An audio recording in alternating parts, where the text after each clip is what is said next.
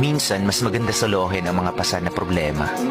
Pumunta sa isang napakalayong lugar ng mag-isa. Sariwang hangin na makakatulong upang makapag-isip ka. Wala nang mas titibay at hihigit pa sa taong tinayo muli ang sarili ng mag-isa. Kaya sa sarili ko, saludo sa'yo, kinaya mo at di ka nag-antay ng himala.